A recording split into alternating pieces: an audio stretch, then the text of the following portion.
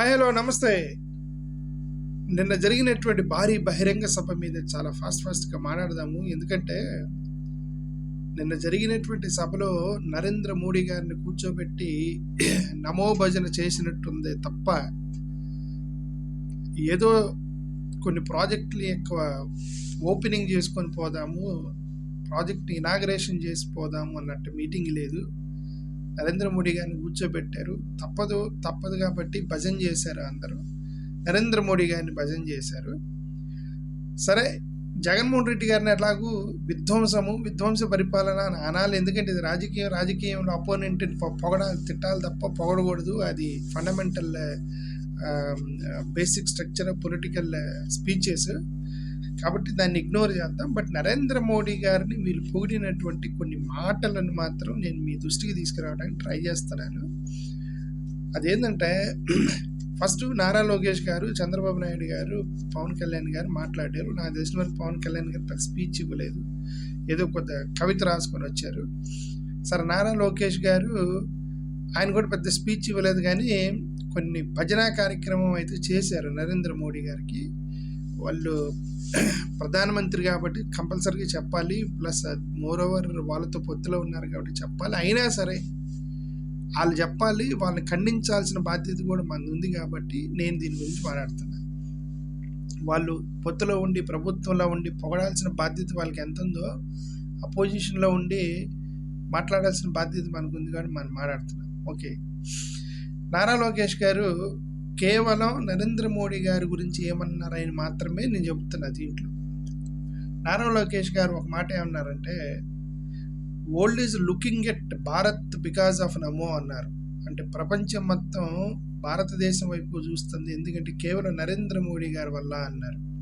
అంటే బహుశా 2014 వరకు భారతదేశం ప్రపంచంలో ఎవరికి తెలియదు అనుకుంటా. ఓన్లీ నరేంద్ర మోడీ గారు ప్రధానమంత్రి అయిన తర్వాతే ప్రపంచానికి భారతదేశం ఏంటో తెలిసింది.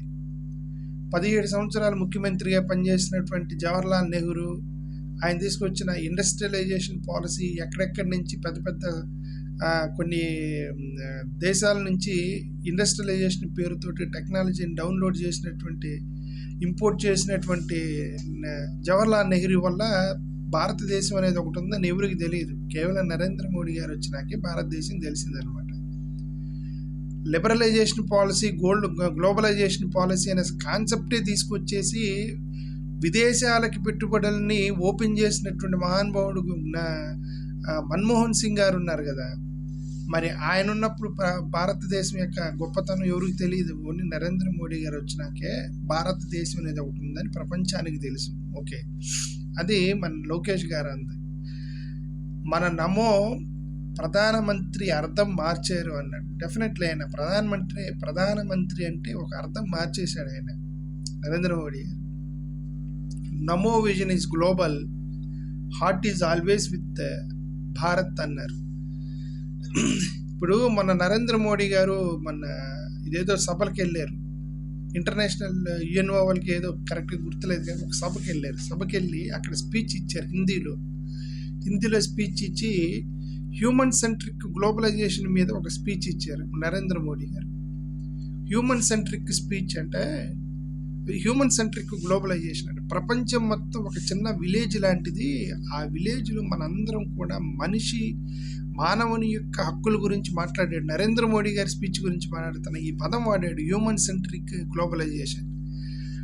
అంటే ప్రపంచం మొత్తం మనందరం కలిసి కూడా ఒక మనిషిని కాపాడటానికి ప్రయత్నం చేయాలి. అందరూ కూడా ఒక ఏకతాటిగా వచ్చి మనుషుల హక్కులను కాపాడాలని ప్రశ్నించిన నరేంద్ర మోడీ గారు భారతదేశం వచ్చిన దగ్గర నుంచి ఆ ముస్లిమ్స్ మీద, క్రిస్టియన్స్ మీద, రైట్, ఇవన్నీ కూడా ఈ విడదీసేసి, కులాలు మతాలతో విడదీసి ప్రసంగాలు ఇచ్చేసి, రైట్, ఒక మతాన్ని పైకి లేపుకుంటూ వచ్చి స్పీచ్లు ఇచ్చేసి, అదే చెప్తున్నా. ఇది ఇంటర్నేషనల్ ప్లాట్ఫామ్లోకి వెళ్ళి హ్యూమన్ సెంట్రిక్ గ్లోబలైజేషన్ గురించి మాట్లాడి ఇక్కడికి వచ్చిన తర్వాత రిలీజియన్ సెంట్రిక్ ప్రసంగాలు ఇచ్చింది ఎవరు? నరేంద్ర మోడీ గారు కదా. సరే, ఇంకోటి ఏమన్నారు, నమో మతలబ్ గరీబోం హై విశ్వాస్. ఏదో హిందీలో నమో మతలబ్ గరీబోం హై విశ్వాస్, గరీబోం ఓస్లా, పేదల చిరునవ్వు నమో అని అన్నారన్న నారా లోకేష్ గారు. దీని మీద ఒక 2 నిమిషాలు మాట్లాడుతున్నా.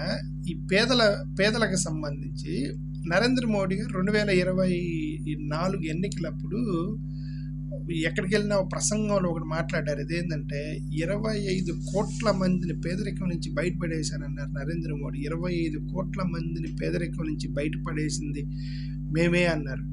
పేదరిక నిర్మూలన జరిపింది మేమే, పేదరికంది పావర్టీ రేట్ గణనీయంగా పడిపోయింది అన్నారు అనమాట. కానీ ఇక్కడ ఒక పెద్ద ఇష్యూ జరిగింది. అదేంటంటే 2018లో భారతదేశము 111 దేశాలని స్కోర్ చేస్తే 55వ ప్లేస్లో ఉంది పేదరికంలో. అంటే పేదరికం 55th place 2018లో.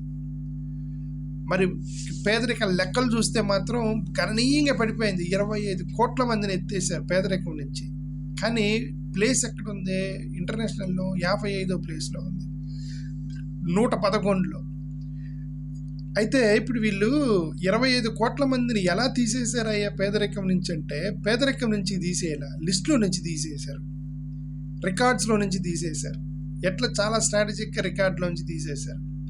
Multi dimensional poverty index అనేది అమెరికాలో ఒక సంస్థ ఉండిద్ది. వాళ్ళు ఎంపీఐ క్యాలిక్యులేట్ చేస్తారు. ఇక్కడ మన ఇండియాలో నీతి ఆయోగ్ వాళ్ళు ఏం చేశారంటే, మల్టీ పావర్టీ ఇండెక్స్లో ఆ యొక్క సంస్థలో పనిచేసే వాళ్ళని మరి ఒక రూమర్ ఏంటంటే, మనోళ్ళే వెళ్ళి ఇప్పుడు మీరు పెట్టినటువంటి పారామీటర్స్ ఇండికేటర్స్ వల్ల మా భారతదేశంలో పేదరికం మరీ దారుణంగా చూపిస్తున్నారు, మరి అత్యంత పేదరికంగా ఉందని చూపిస్తున్నారు భారతదేశాన్ని అని వాళ్ళతో ఏదో మాట్లాడుకున్నారో ఏమో. ఈ ఎంపీఐ వాళ్ళు ఒక సర్క్యులర్ పంపించారు. మల్టీ డైమెన్షనల్ పావర్టీ ఇండెక్స్ ఏదైతే చేస్తారో వాళ్ళు ఒక సర్క్యులర్ పంపించారు. ఆ సర్క్యులర్ ఏముందంటే ఇది ఉందన్నమాట. ఇది ఇలా రాసి ఉంది. The computation of a national MPI allows the freedom to choose dimensions and indicators based on priorities, local context, data availability. National governments have complete ownership over this measure అని ఒక సర్క్యులర్ పంపించారంటే అర్థం. ఈ మల్టీ డైమెన్షనల్ పావర్టీ ఇండెక్స్ అనేది మీరు ఎలా calculate చేసుకోవాలనేది దేశాలకి స్వాతంత్రం ఇచ్చి ఆ దేశాలకి మనం ఫ్రీడమ్ ఇస్తున్నాం మేము. వాళ్ళకి దొరికినటువంటి డేటాని బట్టి, ఇది ఇక్కడ లోసుగా ఉంది, దొరికిన డేటాని బట్టి, అవైలబుల్ డేటాని బట్టి వాళ్ళే ఏ పారామీటర్స్ క్యాలిక్యులేట్ చేసి పేదరికాన్ని మీరు పేదరికం యొక్క ఆ ఇండెక్స్ని మీరే క్యాలిక్యులేట్ చేసుకోవచ్చని ఆ దేశాలకి ఫ్రీడమ్ ఇచ్చింది మల్టీ డైమెన్షనల్ పావర్టీ ఇండెక్స్ సంస్థ. ఓకే, అంటే ఇప్పుడు అర్థం ఏంటి? ప్రపంచం మొత్తం మీద ఈ ఎంపీఐ క్యాలిక్యులేట్ చేసి పావర్టీ ఇండెక్స్ ఏది ఉందో గతంలో ప్రపంచం మొత్తం మీద వాళ్ళు ఇచ్చిన పారామీటర్స్ మీద క్యాలిక్యులేట్ చేసేవారు. మోడీ గారి ప్రభుత్వం వచ్చిన తర్వాత వీళ్ళు ఒక సర్క్యులర్ తెప్పించుకున్నారు. ఆ సర్క్యులర్ ప్రకారం ఏంటంటే, ఏ దేశంలో ఎంపీఐ క్యాలిక్యులేట్ చేస్తున్నారో పేదరికాన్ని, ఆ దేశంలో పారామీటర్స్ వాళ్ళే క్యాలిక్యులేట్ చేసుకొని వాళ్ళే ఒక డేటాని ఎంపీఐకి సబ్మిట్ చేయాలన్నమాట. అంటే ఇప్పుడు భారతదేశంలో వీళ్ళు ఏం చేశారు, ఆల్రెడీ అక్కడ రాసింది ఎంపీఐలో అవైలబుల్ డేటాని బట్టి చేయొచ్చు అని. ఇప్పుడు వీళ్ళు ఏం చేశారంటే, నేషనల్ ఫ్యామిలీ హెల్త్ సర్వే అని ఒకటి ఉంది. ఈ నేషనల్ ఫ్యామిలీ హెల్త్ సర్వే 2015, 16, 2020, 21 ఈ 2 సంవత్సరాల డేటా మాత్రమే దొరికింది వాళ్ళకి. ఈ నేషనల్ ఫ్యామిలీ హెల్త్ సర్వేని బేస్ చేసుకొని పేదరికాన్ని క్యాలిక్యులేట్ చేశారు. అఫీషియల్గా పేదరిక నిర్మూలనకు సంబంధించి ఎంతమంది పేదలు ఉన్నారని వీళ్ళు సర్వే చేయాలి. నేషనల్ ఫ్యామిలీ హెల్త్ సర్వే డేటాని తీసుకొని దాన్ని వీళ్ళు పేదరిక నిర్మూలనగా మార్చుకున్నారు. దాన్ని ఎలా మార్చుకున్నారంటే, కొన్ని ఎగ్జాంపుల్ చెబుతున్నాం. ఇప్పుడు ఎనీమియా, ఇప్పుడు హెల్త్ ఇండెక్స్ ఉంటుంది, నేషనల్ ఫ్యామిలీ హెల్త్లో హెల్త్ ఇండెక్స్ ఒకటి ఉంటుంది. ఎనిమియా మిషన్ ఒకటి ఉంది, ఎనిమియా ముక్తి భారత్ మిషన్ ఒకటి ఉంటుంది. అంటే మన మామూలుగా ఎనిమియా ఉంటుంది కదా, రక్తహీనత. ఈ రక్తహీనత ఎంతమందికి ఉంది, ఎంతమందికి లేదు అనేటువంటి ఒక సర్వే చేశారు భారతదేశంలో. దాన్ని పట్టుకొని వీళ్ళు ఇదిగో చాలామందికి ఎనిమియా తగ్గిపోయింది కాబట్టి పేదరికం తగ్గిపోయింది అని వేశారు. వాళ్ళ ఇష్టం, ఎందుకంటే వాళ్ళ చేతికి వచ్చింది కదా పారామీటర్స్ ఏం వేసుకోవాలనేది. తగ్గిపోయిందని ఒకటి వేశారు. 2013-14లో 56% బ్యాంక్ అకౌంట్స్, భారతీయులకి బ్యాంక్ అకౌంట్స్ లేవు. 56%కి 2013-14లో. వీళ్ళు ప్రధానమంత్రి జన్ ధన్ యోజన అని ఒక స్కీమ్ పెట్టి ఒక్కొక్కరు అకౌంట్లో 15 లక్షలు వేసేస్తారని చెప్పగానే అందరు వెళ్ళి బ్యాంక్ అకౌంట్లు ఓపెన్ చేశారు. ఇప్పుడు బ్యాంక్ అకౌంట్ లేని వాళ్ళు 4%. అంటే 2013-14లో 56% బ్యాంక్ అకౌంట్ లేకపోతే ఇప్పుడు 4% మాత్రమే లేవంటే అందరూ ఓపెన్ చేశారు బ్యాంక్ అకౌంట్లు. వీళ్ళు తెలివిగా ఏం చేశారు, బ్యాంక్ అకౌంట్ ఉన్నవాడిని పేదరికం నుంచి ఎత్తేసారు. బ్యాంక్ అకౌంట్ మీరు 15 లక్షలు వేస్తానని బ్యాంక్ అకౌంట్ ఓపెన్ చేయమంటే అందరూ వెళ్ళి బ్యాంక్ అకౌంట్లు ఓపెన్ చేశారు. బ్యాంక్ అకౌంట్ ఓపెన్ చేసిన తర్వాత బ్యాంక్ అకౌంట్ లేనోడు పేదోడు అని చెప్పి వేశారు వీళ్ళు. మరి పేదరికం తగ్గదా? ఇది పేదరికం తగ్గిందా? వీళ్ళు రికార్డుల నుంచి ఎత్తేసారా వీళ్ళు? ఇది చూడండి. ఇంకోటి స్టాండర్డ్ ఆఫ్ లివింగ్ ఎలా డిఫైన్ చేశారంటే, ఒక ఫ్యామిలీలో ఒక్కడికి బ్యాంక్ అకౌంట్ ఉన్నా సరే ఆ కుటుంబం మొత్తం పేదరికంలో లేదన్నట్టుగా ఆ పారామీటర్ క్రియేట్ చేశారు స్టాండర్డ్ ఆఫ్ లివింగ్లో. రైట్. ఇంకొకటి చెప్పారు, హెల్త్ ఇండెక్స్ క్రియేట్ చేశారు. హెల్త్ ఇండెక్స్లో మెటర్నల్ హెల్త్ అని చెప్పి ఒక కాలం పెట్టారు, న్యూట్రిషన్ అన్న కాలం పెట్టారు. అంటే ఎవరెవరికైతే న్యూట్రిషన్ వస్తుందో వాళ్ళు పేదరికం నుంచి బయటపడ్డట్టు రాశారు. అంటే ఇప్పుడు మన ఆంధ్రప్రదేశ్లో ఈ అంగన్వాడీ వర్కర్స్ వెళ్ళి బాలింతలకి వాళ్ళకి ఈ పాల ప్యాకెట్లు ఇస్తుంటారు కదా, పాల పౌడర్ ఫ్రీగా డిస్ట్రిబ్యూట్ చేస్తుంటారు చిన్నపిల్లలకి, పసిపిల్లలకి, అంగన్వాడీ వర్కర్స్. అంటే ఇప్పుడు ఒక తల్లి, పేదరికంలో ఉన్న తల్లి ఒక పూరి గుడిసెలో ఉండి బిడ్డకి జన్మనిచ్చి పాలు కూడా ఇవ్వలేని పరిస్థితుల్లో ఉందనుకోండి, తల్లి పేదరికంలో ఉంది. గవర్నమెంట్ వెళ్ళి ఒక పాల ప్యాకెట్ ఇచ్చింది వాళ్ళకి, ఆమె పేదరికం నుంచి బయటపడ్డట్టు టిక్కి పెట్టుకున్నారు. ఎందుకంటే పాల ప్యాకెట్ ఇచ్చారు కదా, ఇప్పుడు న్యూట్రిషన్ అందింది కదా వాళ్ళకి, కాబట్టి పేదది కాదు. ఇలాంటి ఇండెక్స్లు మొత్తం పెట్టుకొని 25 కోట్ల మందిని పేదరికం నుంచి బయటపడేసామని వీళ్ళు ఎలక్షన్స్కి ముందు పెట్టారు. కేవలం national family health survey base చేసుకొని చేశారు అంతే. అది తప్ప వీళ్ళ దగ్గర డేటా లేదు. వీళ్ళు సర్వే చేయాలా, ఏం చేయాలా? ఓకే.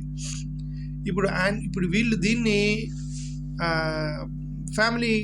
పేదరికం నుంచి బయటపడేసినటువంటి మహానుభావుడు నరేంద్ర మోడీ గారు వీళ్ళు చెప్పుకుంటున్నారు. సరే చెప్పుకోనండి, ఓకే. రికార్డుల్లో నుంచి మీరు నంబర్ తీసేస్తే సరిపోదు, అక్కడ నిజంగా గ్రౌండ్ లెవెల్లో పేదలు ఉన్నారా లేదో చూడాలి కదా. ఓకే. తర్వాత లోకేష్ గారు ఏమన్నారు, మహిళల ఆత్మగౌరవమే నమో అన్నారు. భారతదేశంలో మహిళల ఆత్మగౌరవం గురించి మనం మాట్లాడటం అంతకన్నా దౌర్భాగ్యమైనది. మేల్ డామినేషన్ సొసైటీ ఇది, male domination society, patriarchal society. తండ్రికి ఉన్న విలువ తల్లికి ఉండదు. ఓకే. ఇంట్లో తండ్రి పెత్తనం నడుస్తూ ఉండిద్ది, స్త్రీలని అణగదొక్కుతూ ఉంటారు. భారతదేశంలో క్యాస్ట్ జస్టిస్ సొసైటీ మంది. మన దేశంలో స్త్రీల హక్కుల గురించి సరే పర్లేదులే, గతంలో పోల్చుకుంటే పర్లేదని కూడా సంతోషపడటమే తప్ప స్త్రీలకు ఇంకా స్వాతంత్రం రాలేదనేది మనకి చాలా అందరికీ తెలిసిన విషయం. 2021 డేటా ప్రకారం, నేషనల్ క్రైమ్ రికార్డ్స్ బ్యూరో ప్రకారం 86 women were raped every day in Modi's government, NDA government, while 49 cases of crimes against women were lodged every single hour in NDA government. The overall number of crimes against women per 100,000 of people increased from 56.3 in 2014 to 66.4 now in 2022, according to National Crime Records Bureau, crimes against women. Okay. మహిళలకు ఆరాధ్యమైనటువంటి ప్రభుత్వం ఆ NDA ప్రభుత్వం చెప్పుకుంటున్నారు వీళ్ళు.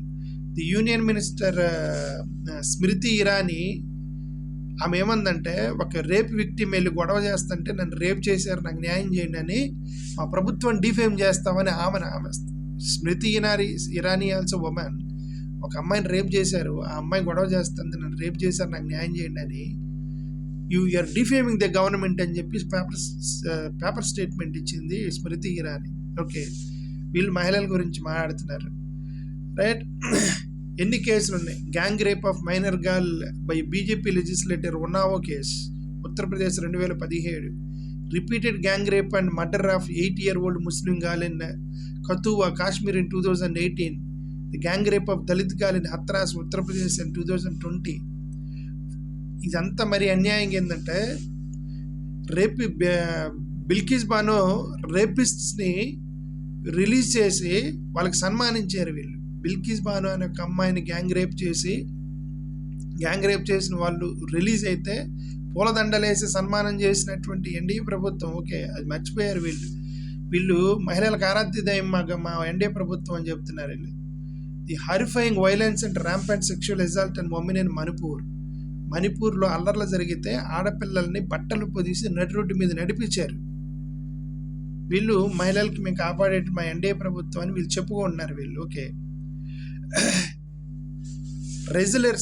International wrestlers బయటకు వచ్చి మా మీద సెక్షువల్ హెరాస్మెంట్ చేశారు. బ్రిజ్భూషణ్ సారణ్ సింగ్ అనేటువంటి రెజ్లింగ్ ఫెడరేషన్ ఆఫ్ ఇండియా అతని మీద ఒక పెద్ద ఎలిగేషన్ చేశారు రెజ్లర్స్ వీళ్ళ ప్రభుత్వంలోనే. Okay, mass rapes and sexual assaults పై ప్రజ్వల్ రేవన్న కర్ణాటకలో అతను చేసిన సెక్షువల్ అసాల్ట్ పై Prajwal Revanna. Okay, the conviction rate for crimes against women is a mere 26.5%, while 95% of cases were still pending.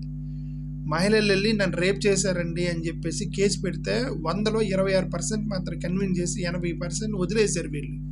శిక్ష కూడా పడలేం రేపిస్టులకి వదిలేసినటువంటి ప్రభుత్వం ఎన్డీఏ ప్రభుత్వం. మీరు చెప్తున్నారు మహిళలకి మేము పేరు పెట్టిందని.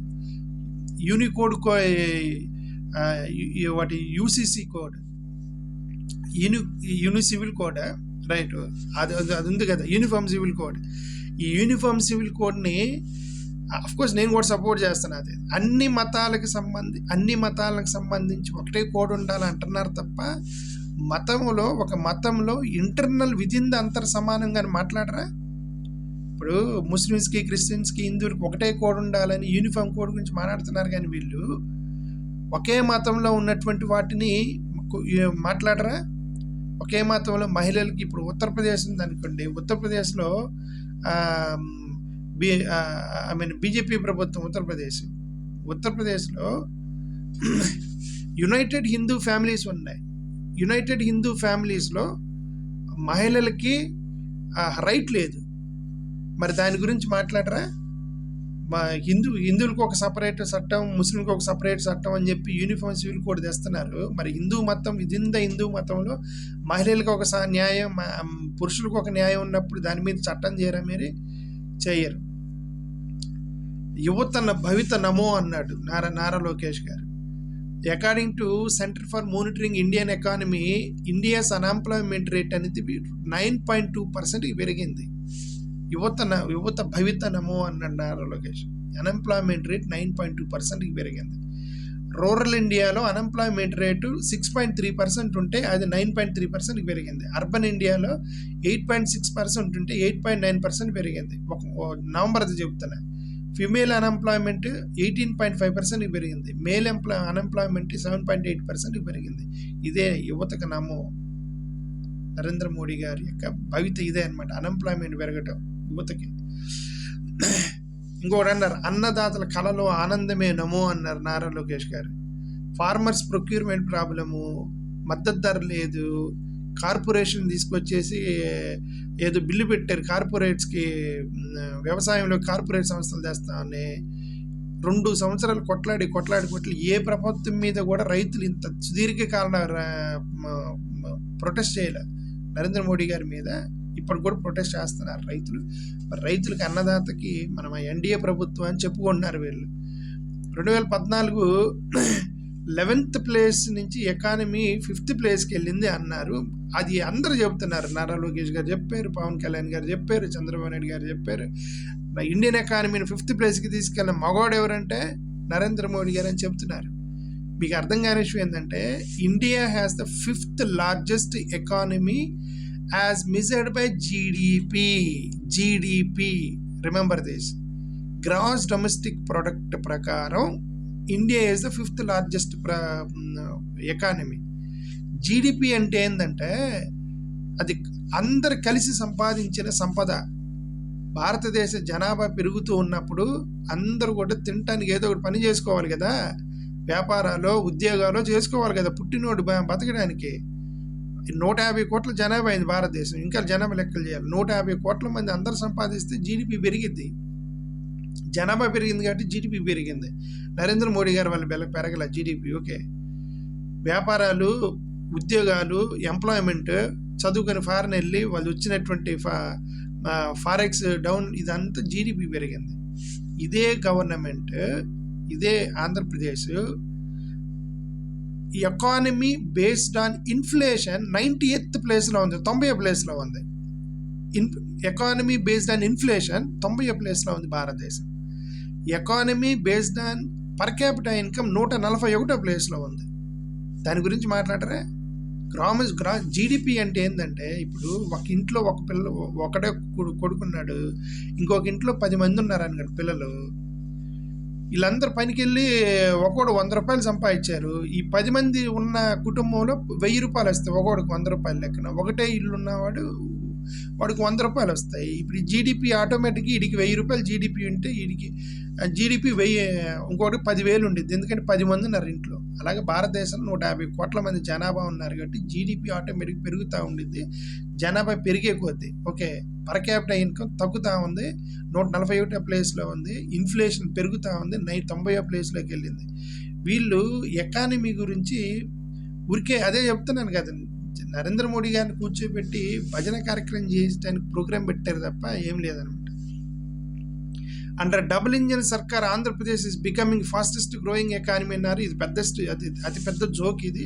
అక్టోబర్ 2024లో 6.21% ఇన్ఫ్లేషన్ పెరిగింది మన ఆంధ్రప్రదేశ్లో. 6.21% ఇన్ఫ్లేషన్ ఇన్ అక్టోబర్ 2024, 3 నెలల క్రితం.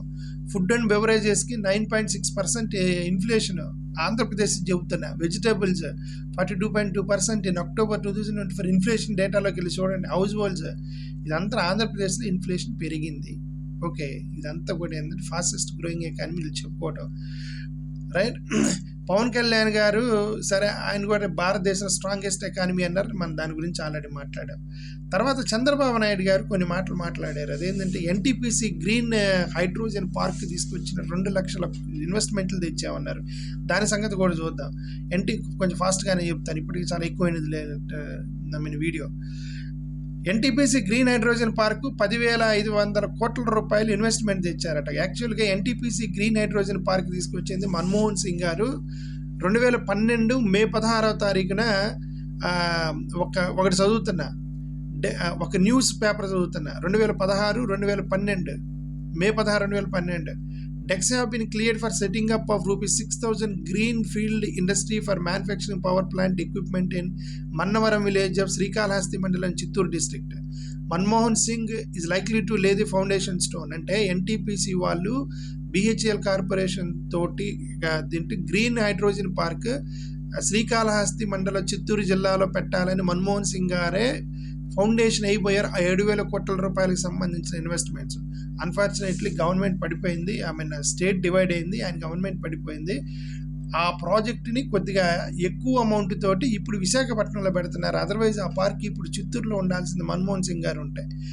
సో ఆ ఐడియా వీళ్ళది కాదు, మన్మోహన్ సింగ్ గారిది ఐడియా. రెండోది రైల్వే జోను 5 yearsలో 5 ల్యాండ్ కూడా ఇవ్వలేదు అన్నారు. అఫ్కోర్స్ జగన్మోహన్ రెడ్డి గారు చేశారు, ఇవన్నీ జగన్మోహన్ రెడ్డి గారు తీసుకొచ్చారు మోడీ గారికి చెప్పి. ఇప్పుడు రైల్వే జోన్ ఉందనుకోండి, అది ఆంధ్రప్రదేశ్ రీఆర్గనైజేషన్ యాక్ట్లో ఉంది. మీరు ఇచ్చేది ఏంది? అది మీరు ఇస్తామని కదా రాష్ట్రాన్ని చీల్చారు, అది ఒకటి పెట్టారు. ఇండస్ట్రియల్ కృష్ణపట్నం ఏదో దాని గురించి ఇచ్చారు. 7 ప్రాజెక్ట్ లైన్స్ రైల్వే లైన్స్ వేసారు అన్నారు. రైల్వే లైన్స్ అనేవి రైల్వే ఎక్స్టెన్షన్లో ప్రతి సంవత్సరం లైన్లు వేస్తూనే ఉంటారు. కొత్త రోడ్లు వేసినట్టుగా కొత్త లైన్లు వేస్తూ ఉంటారు. అది ఆటోమేటిక్గా జరిగిపోయేది. 3 రైల్వే ప్రాజెక్టులు అన్నారు. 10 నేషనల్ హైవేస్ వేశారు. నేషనల్ హైవేస్ మీరు వేసేది ఏంది? ఇప్పుడు అక్కడ ఢిల్లీ నుంచి మద్రాస్కి నేషనల్ హైవే వేయాలి. మద్రాస్కి వెళ్ళాలంటే మన ఆంధ్రప్రదేశ్ నుంచే వెళ్ళాలి. మరి ఆంధ్రప్రదేశ్లో నేషనల్ హైవే వేయకుండా మరి చెన్నై వెళ్ళలేరుగా. అది కేంద్ర ప్రభుత్వం ఆటోమేటిక్గా చేసిద్ది అది. ఎందుకంటే ఇప్పుడు కలకత్తా టు మద్రాసు వెళ్ళాలనుకోండి, మరి మధ్యలో ఆంధ్రప్రదేశ్ నుంచి వెళ్ళాలంటే మన రాష్ట్రంలో కూడా హైవే వేయాలి కదా. మన రాష్ట్రంలో ఫ్లై అవ్వలేరు కదా. కాబట్టి ఈ నేషనల్ హైవేస్ అనేవి ఆటోమేటిక్గా కేంద్ర ప్రభుత్వం చేస్తూ అని ఉంటుంది. అది దట్ డజన్ కమ్ అండర్ రాష్ట్రానికి సంబంధించిన డెవలప్మెంట్ కిందకి రావు నేషనల్ హైవేస్. 7 నేషనల్ హైవేస్ వేశారట. ఉత్తరాంధ్రకే పరిమితం కాదు, దేశం మొత్తం నాయకుడు మన మోడీ గారు అన్నారు. Okay, Andhra Pradesh 93% strike rate, 57% votes వచ్చాయి, 175లో 164 సీట్లు వచ్చాయి, 21కి 21 పార్లమెంట్లు గెలిచారు అన్నారు. మరి ఇన్ని గెలిచినప్పుడు ఒకటే ఒక ప్రశ్న వేస్తున్నాను, 93% స్ట్రైక్ రేటు, 57% ఓట్లు, 164 సీట్లు, 21 పార్లమెంట్ గెలిచారు కదా, ఆ వివిప్యాట్స్ కొంచెం కౌంట్ చేసి చూపించండి అంటే ఎందుకు చూపించలేదండి ఎలక్షన్ కమిషన్? స్ట్రైక్ రేట్ ఉన్నప్పుడు ఎలక్షన్ కమిషన్ వివిప్యాట్స్ ఎందుకు చూపించరు, ఎందుకు కౌంట్ చేయరు, ఎందుకు సీక్రెట్స్ పెడుతున్నారు, ఎందుకు బయట పెట్టలేదు ఓట్లు? దాని ఒక్కదాని సమాధానం చెప్తే దీనికి ఇది కరెక్ట్ లేదో చెబుతాం. ఓకే, హర్యానా, మహారాష్ట్ర, ఢిల్లీలో గెలిచారు, మళ్ళీ ఢిల్లీలో గెలవబోతున్నారు అని అన్నారు. మరి అక్కడ కూడా ఇప్పుడు ఎలక్షన్ కమిషన్ ఎందుకు మూసేస్తుంది సీసీ కెమెరాలతో సహా? దానికి సమాధానం చెప్పాలి. ఫస్ట్ ఫార్మర్స్తో రైతులు 4 కోట్ల మంది రైతులు ఏదో అన్నారు, దాని గురించి మనం ఆల్రెడీ మాట్లాడాం. ఫార్మర్స్కి ఎంతమంది 2 సంవత్సరాలు ఉద్యమం చేస్తున్నారని. ఇండియన్ ఎకానమీ 4th ప్లేస్కి వచ్చిందన్నారు చంద్రబాబు నాయుడు, దాని గురించి కూడా చెప్పాము ఆ ఎకానమీ సంగతి ఏంటో. It is Indian economy 3rd largest or first number 1 largest by GDP. Only GDP అనేది జనాన్ని బట్టి వచ్చింది, జనాభా సంఖ్యను బట్టి వచ్చింది, మనం చేసే వ్యాపారాల నుంచి బట్టి వచ్చింది. పర్ క్యాపిటల్ ఇన్కమ్లో 141వ ప్లేస్ ఉంది, ఇన్ఫ్లేషన్లో 90వ ప్లేస్లో ఉంది. ఓకే, దాని గురించి చెప్పరు వీళ్ళు. విభజన జరిగినప్పుడు న్యాయం చేసింది బీజేపీ అన్నారు, కాదు. విభజన కారణమే బీజేపీ. సుష్మా స్వరాజ్ గారు ఆ రోజు పార్లమెంట్లో వాళ్ళు మేనిఫెస్టో రిలీజ్ చేసి, మేము గనక అధికారం వస్తే 90 రోజుల తెలంగాణ రాష్ట్రం చీల్స్తామన్నారు. అసలు దానికి ఆద్యం పోసిందే బీజేపీ. ఆంధ్రప్రదేశ్ రాష్ట్ర విభజన కారణం బీజేపీ. ఈ బీజేపీ వల్లే మన ఆంధ్రప్రదేశ్ రాష్ట్రాన్ని విభజించింది. ఆ భయపడి సోనియా గాంధీ తీల్చింది. మోరోవర్ జగన్మోహన్ రెడ్డి గారు పార్టీ పెడితే ఇక నాకు వేరే గతి లేదని చెప్పి చీల్చింది. పోనీ చీల్చారు, స్పెషల్ స్ట్రాటజీ ఇచ్చారా బీజేపీ వాళ్ళు? మీ ఎన్డీఏ ప్రభుత్వం ఇచ్చిందా స్పెషల్ స్ట్రాటజీ? ఇవ్వాల. దేశానికి ముంబై రాజధాని, మన రాష్ట్రానికి విశాఖపట్నం ఆర్థిక రాజధాని అంట. దేశానికి ముంబై, మరి జగన్మోహన్ రెడ్డి గారు రాజధాని అంటే గొడవ చేసి చూడండి, అరకు కాఫీని ఫేమస్ చేసింది నమో అంట. 10 సంవత్సరాలు 2008లో నాంది foundation, livelihoods carbon fund, Mahindra group వాళ్ళు అరకు ఫార్మర్స్ దగ్గరకు వచ్చేసి వాళ్ళ యొక్క అరకు కాఫీని తీసుకెళ్ళి ఇంటర్నేషనల్ లెవెల్కి తీసుకెళ్ళి ప్రమోట్ చేసింది వీళ్ళు. మహీంద్రా గ్రూప్ వాళ్ళు అప్పుడు కాంగ్రెస్ గవర్నమెంట్ అప్పుడు నాంది ఫౌండేషన్ పేరుతోటి ఇక ట్రైబల్ ఏరియాలోకి వెళ్ళి అరకు కాఫీని తీసుకెళ్ళి నేషనల్ పార్టీకి తీసుకెళ్ళింది పాపం వీళ్ళు, నరేంద్ర మోడీ గారు కాదు. అఫ్కోర్స్ నరేంద్ర మోడీ గారు వచ్చి తాకి దాని మీద ఒక ట్వీట్ చేశారులేండి అరకు కాఫీ మీద, అంతే తప్ప దాన్ని చేసింది కాంగ్రెస్ వాళ్ళు. ఓకే, అమరావతి యాక్ట్ గురించి మాట్లాడి, అమరావతి అనేది ఆర్గనైజేషన్ యాక్ట్లో ఉంది. బీపీసీఎల్ గురించి మాట్లాడారు, అది రీఆర్గనైజేషన్ యాక్ట్లో ఉంది. మరీ అన్యాయంగా ఎయిర్సెల్ మెటల్కి పైప్ లైన్ వేయమన్నాను, నాకు వెంటనే ఒప్పుకున్నారు. మరి విశాఖపట్నం స్టీల్ ప్లాంట్ గురించి మాట్లాడలేదు, వైజాగ్ స్టీల్ ప్లాంట్ గురించి మాట్లాడలేదు, మరి చాలా ఎయిర్సెల్ మెటల్ గురించి మాట్లాడారు. Google proposal for Vizag, double engine సర్కారు, డెవలప్మెంట్ 2 కలిసి ఉంటే వస్తాయి అంటారు మీరు. ఇప్పుడు అది డబుల్ ఇంజన్ సర్కార్ కాదు, 10 ఇంజన్ సర్కార్. అది కాంగ్రెస్ చాలా కలిసి ఉన్నాయి, కాంగ్రెస్, బీజేపీ, జనసత్తా, లోక్సత్తా, జనసేన, బీజేపీ మొత్తం కలిసి ఒక్క సింగిల్ జగన్ మీదకి వచ్చారు వీళ్ళంతా. ఓకే, అది డబుల్ ఇంజన్ కాదు, 10 ఇంజన్ సర్కారు. 10 ఇంజన్ సర్కార్ అయినా సరే జిఎస్టీ కలెక్షన్ చేయలేకపోయారు. పక్కన సింగిల్ సర్కార్ డిఎంకే వాళ్ళు కలెక్ట్ చేశారు, పక్కన తెలంగాణ రేవంత్ రెడ్డి కలెక్ట్ చేశాడు, ఒరిస్సా వాళ్ళు కలెక్ట్ చేశారు, మన వాళ్ళు కలెక్ట్ చేయలేపారు జిఎస్టీని. ఓకే, సరే ఇది సరే. ఇంక మోడీ గారి ప్రసంగం మాట్లాడారు. మోడీ గారి ప్రసంగం ఆయన ఏం మాట్లాడలేదు. ఆయన ఏదో ఎన్టీపీసీ వల్ల లాభం ఏంటి, హైడ్రోజన్ పార్క్ వల్ల లాభం ఏంటి, రైల్వే జోన్ వల్ల లాభం ఏంటి, ఆయన ఏదో రాసి ఇచ్చారు, ఆయన చదువుకొని పోయాడు. ఓకే, ఇది సంగతి. ఎన్డీఏ ప్రభుత్వం ఇదిగో ఏం కాదు, అది సంగతి. Thank you.